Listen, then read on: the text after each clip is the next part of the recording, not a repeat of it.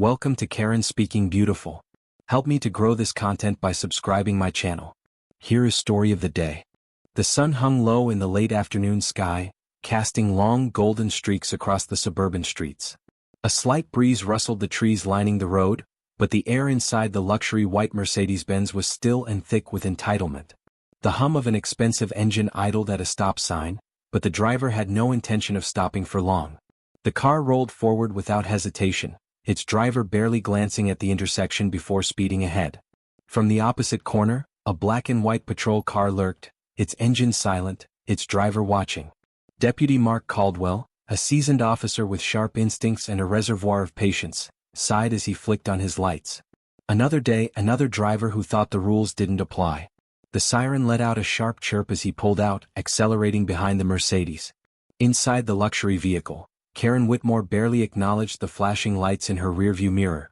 She was too busy scrolling through her phone, her perfectly manicured nails tapping against the screen with idle impatience. The ringtone of an incoming call broke her focus and she swiped to answer. "Ugh, I have to call you back," she sighed dramatically. "Some cop is pulling me over.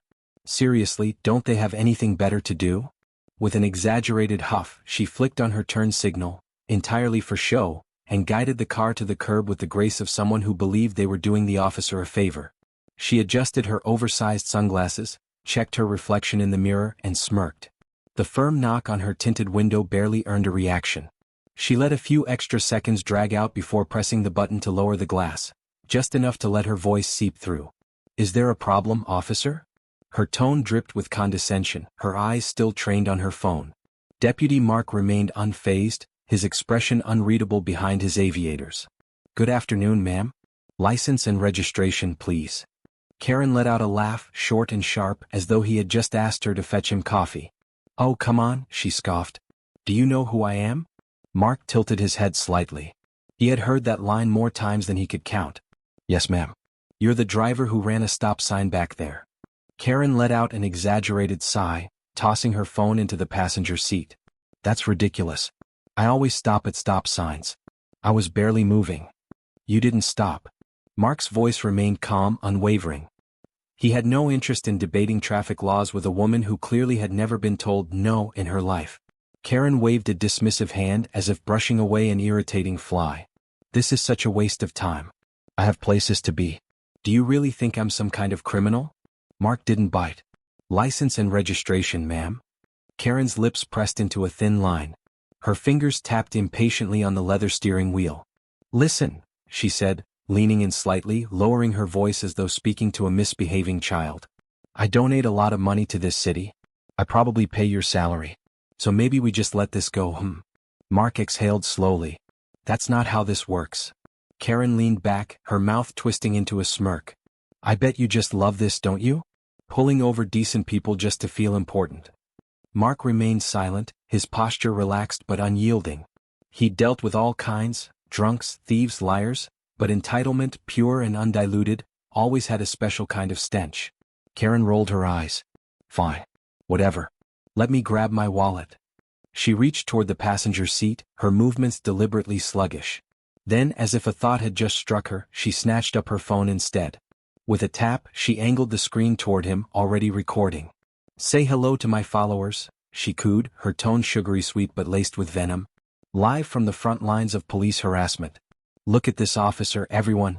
Wasting taxpayer money pulling over innocent people while actual criminals run free." Mark's jaw tightened. The crowding sidewalk had a few curious glances turned their way. That was Karen's real goal, to make a scene, to wield her privilege like a weapon, to turn a routine stop into her own personal spectacle. "You're being recorded as well, ma'am," he said simply, tapping his body cam.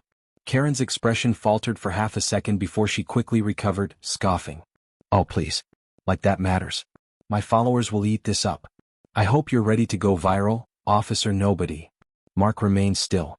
The irritation she was so desperate to provoke never arrived. Instead, he lifted his notepad, flipping it open with practiced ease. "Since you're refusing to comply, ma'am, I need you to step out of the vehicle." Karen blinked. "Excuse me? You're failing to produce identification. I need you to step out of the vehicle." Karen let out a sharp, humorless laugh. "Are you insane? You expect me to get out of my car? In this neighborhood?" Mark didn't flinch. Yes, ma'am. Now. Karen's jaw tightened. She could feel eyes on her now, passers-by slowing their steps, their curiosity piqued. This was not how this was supposed to go. The cop was supposed to back off, maybe offer some nervous apology before sending her on her way. He wasn't supposed to stand there, unmoving, treating her like she was just another traffic stop. Her fingers curled around the steering wheel. I know my rights, she hissed. You have no right to order me out of my car.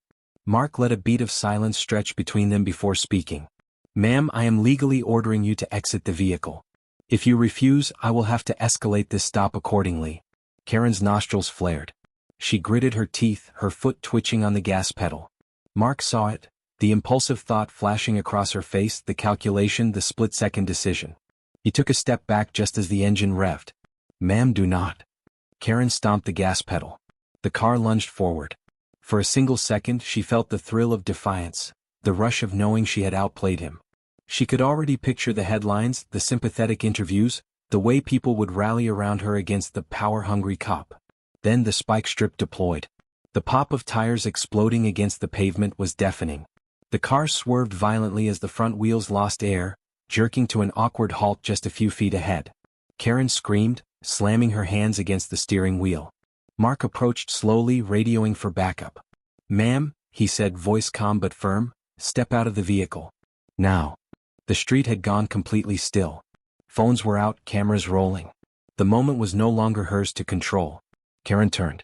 Karen sat frozen in the driver's seat, her hands gripping the steering wheel so tightly her knuckles turned white.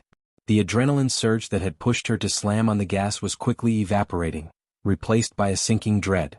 She could hear the low murmur of bystanders, their murmurs swelling as more people gathered. Cameras were pointed at her from every angle. This wasn't supposed to happen. She was supposed to be in control. Mark stood a few feet away, his posture calm but commanding. Step out of the vehicle, he repeated, his voice firm but devoid of emotion. Karen's mind raced. If she complied now, she would look weak. But if she refused, things would only escalate further. The thought of being yanked out of her own car, humiliated in front of all these people, made her stomach churn. She had spent her entire life crafting an image, wealthy, untouchable, important. That image was cracking with every passing second. She forced out a laugh, brittle and forced. Oh, this is ridiculous, she said, flipping her sunglasses onto her head. You are so overreacting right now. I mean, seriously? Spike strips? For a stop sign? She turned her gaze to the growing crowd, her voice rising. Are you seeing this? This is what our tax dollars pay for? This is police harassment, against an innocent woman. Somewhere in the crowd, someone snickered. Mark didn't flinch. Ma'am, I will not ask you again. Step. Vehicle. Karen's pulse pounded. Her options were dwindling. Maybe if she cried, if she played the victim, she could shift the narrative. It had worked before. She took a shaky breath and let her face crumple, forcing her voice into a tremulous whisper. I don't understand why you're doing this, she said, blinking rapidly. I feel so threatened right now. A big, scary cop treating me like a criminal just because I didn't completely stop at some stupid sign. You're traumatizing me. The words hung in the air, waiting to land. But instead of sympathetic murmurs, she heard nothing. The crowd didn't buy it. Neither did Mark. His expression remained neutral as he stepped closer. Ma'am, this is your final warning. Karen felt heat rise up her neck. She wasn't losing this. She couldn't. She reached for her phone again, flipping the camera to her face. You guys, she said breathlessly, tilting the screen just enough to capture Mark in the frame behind her. I can't believe this is happening. This officer is abusing his power. I'm so scared right now. Look at the way he's threatening me. Mark exhaled sharply, shaking his head. Body cam's rolling, ma'am. You're welcome to keep recording, but it won't change what's about to happen next. Karen clenched her jaw. She was running out of moves. With no other choice, she threw open the car door with exaggerated drama, stepping out like she was being forcibly removed. I hope you're happy, she spat, straightening her expensive blouse as she faced Mark. I am, Mark said simply. Turn around and place your hands behind your back. Karen's breath hitched. Excuse me? You're being detained for failing to comply with a lawful order and attempting to flee from a traffic stop. The word sent a jolt through her. No, this was not how this was supposed to go. You cannot arrest me, she seethed, barely able to contain her rage. Do you know who my husband is? He knows people. You're going to regret this. Mark raised an eyebrow. I'm sure he does. Hands behind your back. Karen's nostrils flared, her face a storm of fury and disbelief. But with dozens of cameras recording her every move, she couldn't risk a full meltdown. With stiff, jerky motions, she turned and held out her hands, her fingers twitching with restrained rage. The cold steel of the cuffs clicked around her wrists, and the moment it happened, a fresh wave of indignation crashed over her. "This is illegal," she barked, twisting her neck to glare at him. "I will be suing you. My lawyer is going to have an absolute field day with this." Mark guided her toward the patrol car with the ease of someone who had heard it all before. "You're welcome to contest this in court, ma'am." Karen struggled against his grip, not enough to be seen as resisting, but just enough to make sure the cameras caught the image of her, handcuffed, her expensive shoes scuffing against the pavement. "This is a joke," she huffed as he opened the back door. "I want your badge number. Right now." Mark pointed to his chest without looking at her. "It's right here." Karen's face twisted in frustration, but before she could unleash another tirade, a new sound cut through the air, the unmistakable chime of a FaceTime call. Karen's blood ran cold. She whipped her head toward her car, where her phone was still sitting on the passenger seat, screen glowing. And on that screen, the name of the last person she wanted seeing any of this. Her husband. Karen's pulse spiked as she stared at the glowing screen inside her car. Her husband's name flashed insistently, the FaceTime call still ringing. The worst possible moment, the worst possible audience. This was not a battle she could afford to lose, not with him watching. For a split second, she forgot the cameras, the bystanders, the officer gripping her arm. All she could see was his face forming in her mind, tight with disapproval, his voice low and controlled as he asked the one question she feared most. "What have you done this time?" She jerked against Mark's grip, twisting toward the car. "I need to answer that," she demanded, her voice sharper now, all pretense of victimhood gone. Mark barely reacted. "You can answer it after processing." Karen let out a strangled scoff. "Are you insane? That's my husband. You should have thought about that before trying to flee a traffic stop." The words sent a fresh surge of anger through her, hot and volatile. She wasn't just being inconvenienced now, she was humiliated. She thrashed again, trying to shake off his grip, but Mark was steady, unbothered. She turned back to the car, where her phone vibrated once more before the call ended. A heavy silence followed, punctuated only by the distant hum of traffic. Her stomach twisted. If her husband had been watching, he had seen enough. Mark guided her toward the patrol car with the same measured patience he had maintained since the stop began. Karen, however, was unraveling. She could feel it in the tightness of her chest, the heat rising in her face, the sheer disbelief that her carefully constructed world was cracking right in front of her. As he opened the car door, she dug her heels in. "Wait." Mark gave her a moment but didn't loosen his hold. Her breathing was quick, shallow. "You don't understand." "I can't," she hesitated, swallowing her pride for the first time since this nightmare began. "Look, let's just talk. Okay. Let's be reasonable here." Mark didn't say anything at first, just let the moment stretch between them, heavy and unrelenting. Then calmly he said, "Reasonable would have been handing me your license 15 minutes ago." Karen clenched her jaw. The crowd was still watching. The phone cameras were still rolling. Every second she stood there, handcuffed, was another second of her life being reduced to a viral spectacle. "I can make this worth your while," she said, lowering her voice, trying a different angle. "I know people in very high places. I can make one phone call and have you transferred to some dead-end town, writing parking tickets for the rest of your career. But if you just fix this, I could make sure you get a promotion. A raise even. Name your number." Mark finally reacted. His lips pressed into a thin line, his head tilting ever so slightly as if he were genuinely considering the absurdity of what he had just heard. Then, slowly he shook his head. "Bribery on top of resisting? You're on a roll, ma'am." Karen's breath hitched, her pulse slamming against her ribs. Her tricks weren't working. And then, another chime. Her phone was ringing again. Karen turned her head just enough to see the reflection in the patrol car's window. This time, her husband wasn't just calling. He was FaceTiming again. Meaning he wanted to see what was happening. Her throat went dry. This was bad. Her husband, William Whitmore, was a man of precision. He didn't waste time with second chances. He didn't tolerate mistakes. He was cold, calculating, a man whose power didn't come from money alone, but from the fear he inspired in those who disappointed him. Karen had spent years playing the role of the perfect wife, the perfect socialite, the woman who never made mistakes. But standing there, in handcuffs, A police officer beside her and a crowd in front of her. She had never looked less perfect. And William was watching. The call ended again, but the message was clear. He knows. For the first time, genuine panic settled in her chest. Not because of the cop, not because of the cameras, because of him. She turned to Mark, her voice desperate now. Listen to me. I need to make a call. Just one call. This is serious. Mark studied her, weighing his next move. Then finally he exhaled. I'll let you make your call at the station. Karen's stomach plummeted. No.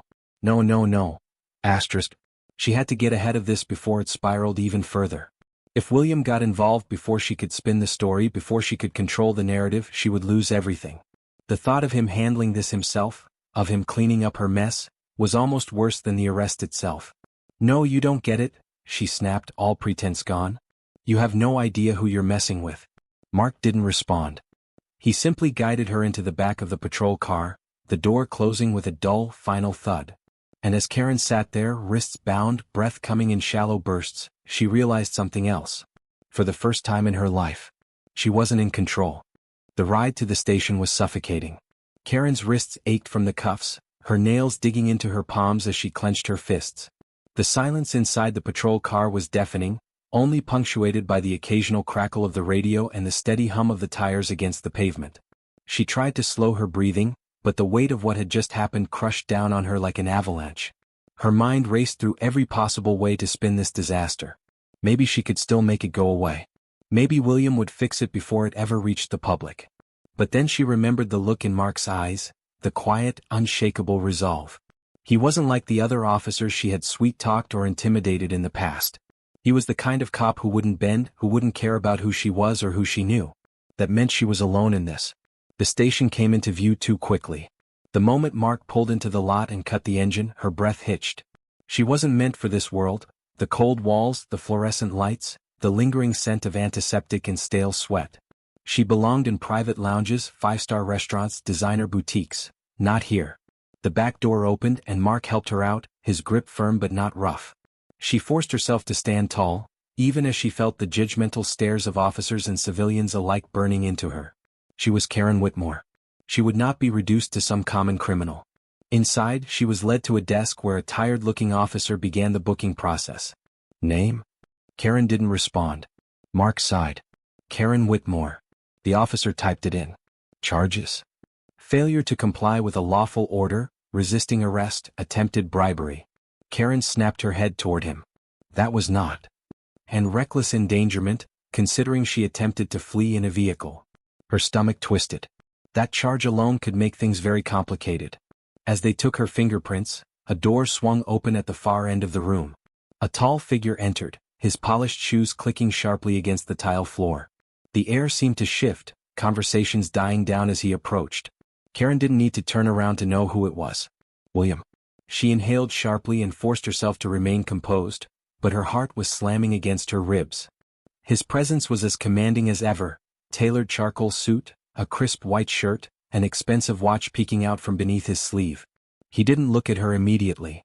Instead, his gaze locked onto Mark, unreadable but undeniably assessing. Mark met his eyes without hesitation. Mr. Whitmore, he said evenly. Officer. William's voice was smooth, controlled, devoid of emotion, which was somehow worse than outright anger. He slowly turned to Karen, his gaze dragging over her appearance. The scuffed designer shoes. The slightly disheveled blouse. The unmistakable gleam of handcuffs around her wrists. His lips pressed into a thin line. Karen felt something inside her wither. I'll be taking my wife home now, he said, his voice leaving no room for argument. Mark didn't so much as flinch. She's being processed. She won't be leaving tonight. For the first time, William's expression changed, just the faintest flicker of displeasure. I believe we both know that's not true. Mark exhaled through his nose, unimpressed. Even with money, the law takes time. You can pay bail, but she's still going through the system. Karen held her breath. William didn't tolerate obstacles. If Mark thought he was immovable, he had never met him. But then, something strange happened. William didn't press further. He didn't argue or demand special treatment. He simply studied Mark for a long moment, then nodded once, almost approvingly. I see. Karen's pulse quickened. No, that wasn't good. That meant William was reevaluating, shifting tactics. And when William shifted tactics, it rarely ended well for the person standing in his way. She wanted to speak, to plead, to do something, but she knew better than to interrupt him when he was calculating. After a beat, he turned to her and said, "I'll handle this." She wasn't sure whether to feel relieved or terrified. He then glanced at Mark one last time before slipping his hands into his pockets and walking out of the station, leaving behind an eerie silence in his wake. Karen exhaled shakily. Mark simply motioned toward a bench. "Take a seat. You're not going anywhere for a while." Her knees felt weak as she sat, her mind racing. She wasn't sure which was worse, being in this station or knowing William was outside, quietly dismantling whatever obstacles stood in his way. Because one thing was certain. This wasn't over. Not even close.